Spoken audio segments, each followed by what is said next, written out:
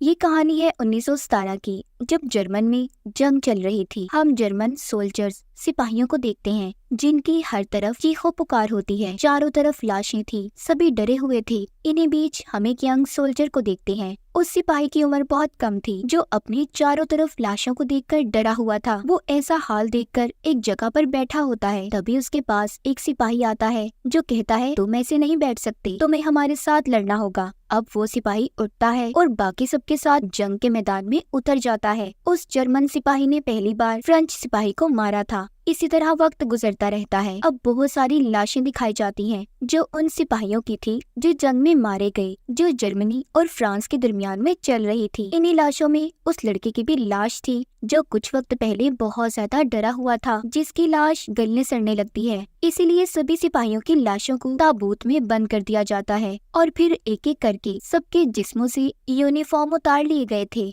और उन यूनिफॉर्म कपड़ों को वापस शहर में भेज दिया जाता है ताकि कपड़े धुलें और जो नए आने वाले सिपाही हैं उन्हें ये कपड़े दोबारा दे दिए जाएं। इसी बीच हम शहर को देखते हैं। पोल नाम का लड़का, जिसको एक जाबाज बहादुर सिपाही बनने का बहुत शौक था, जो जंग में जाना चाहता था, अब वो भी उस जगह पर आ जाता है जहाँ पर फौज सिपाहियों को लड़ने के लिए चुन रही थी। वो भी अपना फॉर्म फिल करके उन्हें दे देता है, मगर उसके फॉर्म पर उसके डैड के साइन नहीं थे, क्योंकि वो जानता था कि उसके डैड कभी भी उसे आर्मी फौज में जाने की इजाजत नहीं देंगे। इसीलिए वो बड़ी ही चालाकी से अपने डैड के साइन को कर देता है और अपने दोस्तों के साथ आर्मी में शामिल हो गया था। अब सभी चुने गए सिपाहियों को एक जगह पर जमा किया जाता है। जनरल आकर सबको बताते हैं कि एक सिपाही होना बहुत फख्र की बात है। सब इस बात को सुनकर और भी ज्यादा पुरजोश हो गए थे। अब सबको वही यूनिफॉर्म दिए जाते हैं जो इन्होंने मरे हुए सिपाहियों के जिस्मों से उतारे थे। पॉल और उसके दोस्त सिपाही का यूनिफॉर्म पहनकर फख्र महसूस कर रहे थे। उन्हें लग रहा था कि पता नहीं एक सिपाही की जिंदगी कितनी अच्छी होने वाली है और उनकी जिंदगी का ये कितना अच्छा दिन है। अब इनको बताया जाता है कि सब सिपाहियों को वेस्टर्न फ्रंट की तरफ ले जाया जाएगा, जो जगह फ्रांस के शुमाल में है। अब सब सिपाही वेस्टर्न फ्रंट की तरफ निकल पड़ते हैं। इन्हें बताया जाता है कि इन्हें आधे रास्ते में ट्रक से उतरकर पैदल ही अपना सफर शुरू करना है। जब ये लोग पैदल चलने लगते हैं तभी जमीन में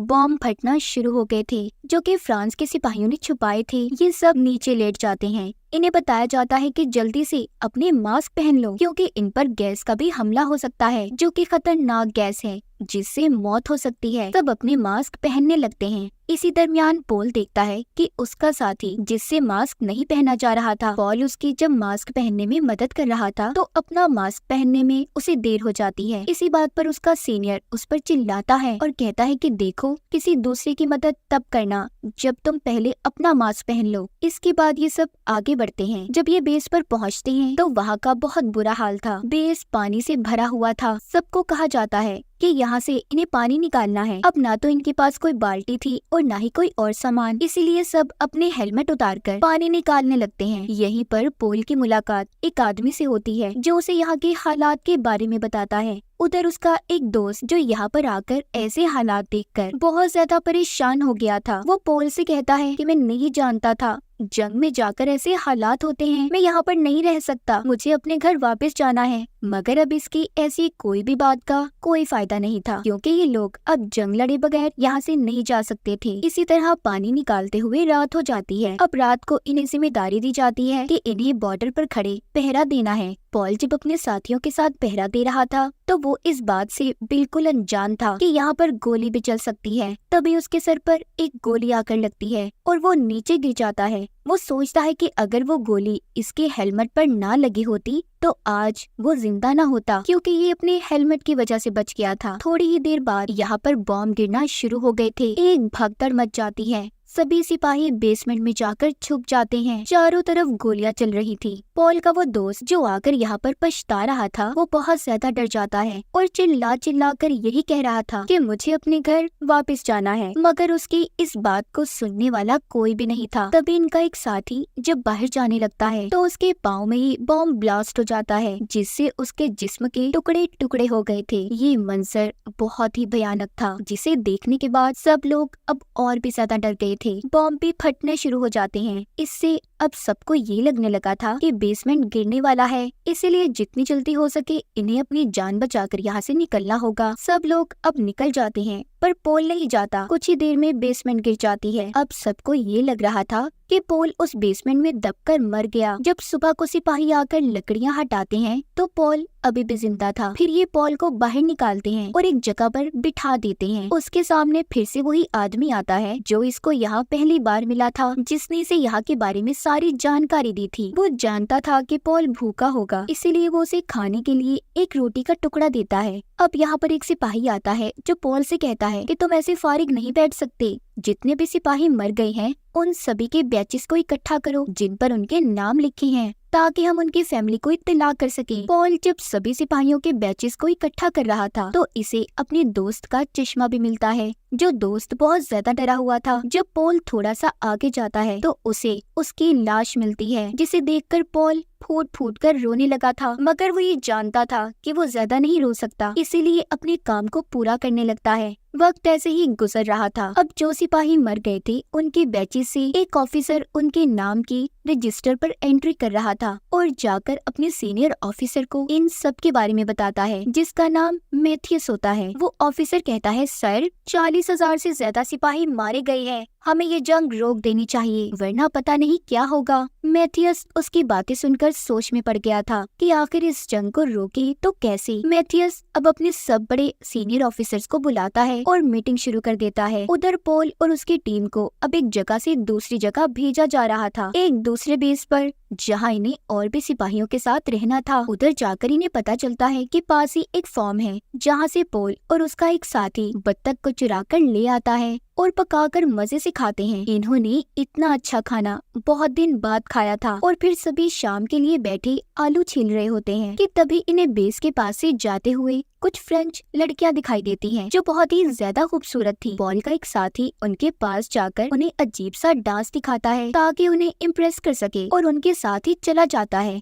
फिर थोड़ी देर बाद सबके घरों से लेटर आते हैं जो सब में बांटे जा रहे थे। पॉल का साथी जिसको पढ़ना लिखना नहीं आता था वो पॉल के पास आता है और उसे अपना लेटर पढ़ने के लिए देता है, जिससे पॉल को पता चलता है कि उसकी एक वाइफ और बच्चा था, मगर बच्चा किसी बीमारी की वजह से मर गया। रात भी हो जाती है। रात को इनका वही साथी आ गया था जो लड़कियों के साथ गया हुआ था। वो आकर इन्हें सारी कहानी सुनाता है और साथ ही उन लड़कियों का एक रुमाल दिखाता है जो वो अपने साथ ले आया था। सुबह को इनको इत्तला मिलती है कि 60 और सिपाही आने वाले हैं, मगर वो अभी तक इनकी बेस पर नहीं पहुंचे थे। सबको अब फिक्र होने लगी थी, इसलिए पॉल सभी सिपाहियों को लेकर उन्हें ढूंढने निकल पड़ता है कि आखिर वो लोग गए तो गए कहाँ पर। जब ये उन्हें ढूंढते हुए स्टेशन तक पहुँचते हैं जिस ट्रेन से उन्होंने आना था, तो इन्हें वहाँ पर फैली हुई गैस महसूस होती है। जब ये स्टेशन के पास वाले कमरे में जाते हैं तो इन्हें पता चलता है कि 60 के 60 सिपाही गैस फैलने की वजह से मारे गए, क्योंकि उन्होंने अपने मास्क को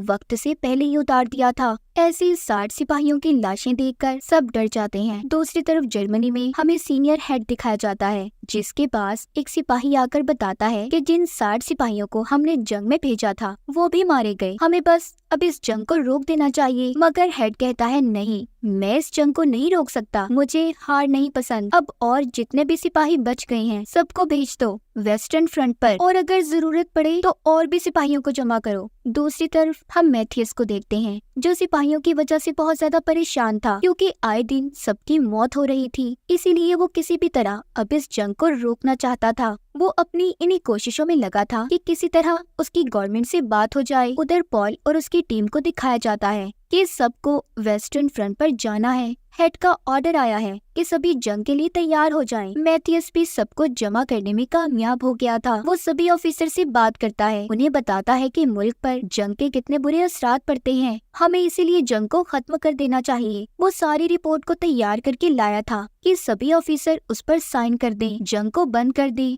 मगर एक फ्रेंच ऑफिसर साइन नहीं करता, कहता है कि मैं 72 घंटे बाद करूंगा। उसकी इस बात पर मैथियस को गुस्सा आ जाता है, कहता है, सर 72 घंटे बाद न जाने कितने मासूम सिपाहियों की जान चली जाएगी। मगर वो फ्रेंच ऑफिसर एक बात नहीं सुनता और अपनी ही बात पर अड़ा रहता है। उधर दूसरी तरफ पॉल और बाकी सिपाहियों को कहा जाता है कि फ्रांस की तरफ बढ़ो। ये लोग ऐसा ही करते हैं और रास्ते में जितने भी फ्रेंच सिपाही आते हैं सबको एक एक करके मार रहे थे। इसी बीच पॉल और उसके साथी उनके किचन तक पहुंच जाते हैं, जहां पर बहुत ही लजीज खाना पड़ा था। सब उस खाने को देखकर उस पर टूट पड़े थे। इन्हें अब वहीं पर अजीब सी आवाजें आती हैं। तो ये जब बाहर जाकर देखते हैं, फ्रेंच सिपाही बहुत बड़े बड़े टैंक्स ले आए थे। जब उन पर ये गोलियां चलाते हैं तो इन्हें पता चलता है कि इनकी गोलियों का उन पर कोई असर नहीं होगा, क्योंकि वो टैंक्स बहुत ज्यादा मजबूत थे। वो अब आहिस्ता आहिस्ता इनकी तरफ बढ़ रहे थे और एक एक करके जर्मन सिपाहियों को मार रहे होते हैं कि तभी अब जर्मन सिपाही भी उन टैंक्स में बॉम्ब डाल देते हैं, जिससे कि टैंक भी ब्लास्ट हो गए थे। मगर फ्रेंच सिपाहियों के पास अब फायर गन्स थी, जिससे वो अब आग छोड़कर जर्मन सिपाहियों को मार रहे थे। इसी बीच पोल का दोस्त भी उनके कब्जे में आ जाता है। वो बहुत माफी मांगता है, उसने अपने आप को उनके हवाले भी कर दिया था, मगर फ्रेंच सिपाही उसे जिंदा ही जलाकर मार देते हैं। पॉल ये सब देखकर टूट गया था। उधर मैथ्यूस को फ्रांस की तरफ से तैयार की गई एक रिपोर्ट मिलती है, जिसमें उन्होंने बताया था कि कुछ जर्मन ऑफिसर्स भी हैं जो नहीं चाहते कि जंग को खत्म किया जाए। मैथ्यूस अब इस बारे में और भी ऑफिसर से बात करता है, कहता है कि हमें जंग को खत्म करना होगा। एक ऑफिसर कहता है कि अगर हमने ऐसा किया तो फ्रांस हम पर काबिज हो जाएगी और कब्जा कर लेगी, मगर मैथ्यूस कहता है नहीं, अब बस हमें समझौता कर लेना चाहिए। उधर जंग के मैदान में जर्मन सिपाहियों पर फ्रांस की हवाई फोर्स ने हमला कर दिया था। वो उन पर गोली और बॉम्ब बरसा रहे थे। तभी पॉल बॉम्ब के फटने की वजह से पानी में गिर जाता है और खुद को ऐसे दिखाता है जैसे वो मर गया, इसीलिए कोई उस पर हमला नहीं करता। अब जब वो उठने ही लगता है तो उसे एक फ्रेंच सिपाही देख लेता है, उस पर बॉम्ब बरसाने लगता है कि तभी वो खुद ही फिसलकर नीचे गिर गया था। पॉल अब उस सिपाही को पकड़ लेता है और उसे अपने चाकू से कई बार मारता है, मगर वो नहीं मरता। इसीलिए पॉल अब उसके मुंह में मिट्टी डाल देता है ताकि सांस रुकने की वजह से वो मर जाए। बाद में उसे ख्याल आता है कि वो ये क्या कर रहा है। अब वो उस सिपाही की जान बचाने की कोशिश करता है। तभी पॉल को उस सिपाही की जेब से उसकी बीवी और बेटी की तस्वीर मिलती है। थोड़ी ही देर बाद वो सिपाही भी मर गया था। पॉल उससे कहता है कि मैं तुम्हारे घर जरूर जाऊंगा और जाकर तुम्हारी बीवी को बताऊंगा कि तुम बहुत बहादुर सिपाही थे। अब जिसके बाद पॉल अपने बेस पे वापस आ जाता है, जहाँ पर सब खुश थे और जीतने की खुशी मना रहे थे। पॉल एक साथी के पास जाता है जो जख्मी था। वो उसे वही रुमाल देता है जो इनको फ्रेंच लड़कियों के पास से मिला था। वो पॉल को बताता है कि हमारा एक और साथी मारा गया। अब पॉल अपने दूसरे साथी के पास जाता है, जिसे देखकर वो बहुत खुश था। ये अपना खाना लेकर अपने जख्मी साथी के पास आ गए थे। वो जख्मी साथी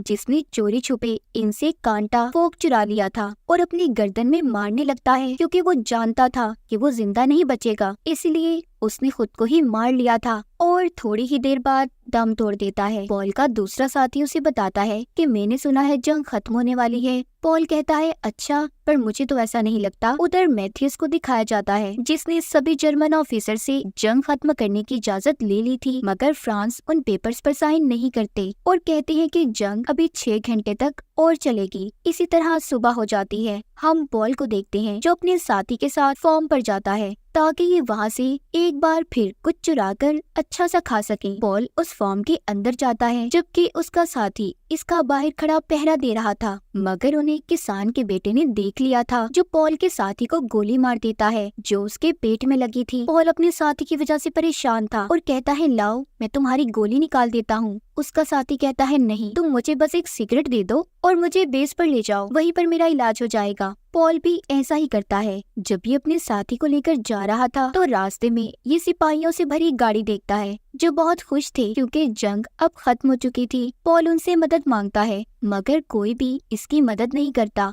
जब ये अपने साथी को लेकर बेस पर पहुंचता है तो इसे डॉक्टर बताते हैं तुम्हारा साथी मर चुका है। पॉल कहता है ऐसा कैसे हो सकता है, एक गोली सिर्फ उसके पेट में लगी थी, उसकी मौत कैसे हो सकती है। डॉक्टर कहते हैं क्योंकि तुमने आने में देर कर दी, गोली उसके लीवर को छूकर गुजरी, जिस वजह से जिस्म में जहर फैल गया। पॉल ये सुनकर बहुत दुखी हो जाता है। इस जंग ने उसके सभी साथियों को उससे छीन लिया था। उसका आखिरी साथी भी मारा जाता है। इसके बाद इन्हें ऑर्डर दिया जाता है कि सबको हेड के पास पहुंचना होगा, जिसने अभी भी हार नहीं मानी थी। वो सभी सिपाहियों से कहता है कि हमारे पास अब भी कुछ वक्त बाकी है, हमें फ्रांस पर हमला करना है और उन्हें किसी भी तरह मारना है। मगर ये बात आधे सिपाही नहीं मानते क्योंकि अब उन्हें कोई भी जंग नहीं लड़नी थी, मगर फिर भी मजबूरन उन्हें मानना ही पड़ता है और ये फ्रांस के बेस तक पहुंचकर 11 बजने का इंतजार करते हैं। मगर उससे पहले ही फ्रेंच सिपाहियों ने जर्मन सोल्जर्स पर हमला कर दिया था। पॉल देखता है एक फ्रेंच सिपाही जर्मन सिपाही को मार रहा है, जो कि एक मासूम बच्चा था जो अभी अभी आर्मी में भर्ती हुआ था। पॉल उसे बचाता है और फ्रेंच सिपाही से लड़ता हुआ बेसमेंट में आ जाता है। तभी पॉल को पीछे से एक फ्रेंच सिपाही ने आकर चाकू मार दिया था। तभी ये ऐलान भी होता है कि जंग खत्म हो गई है। पॉल जो कि जख्मी था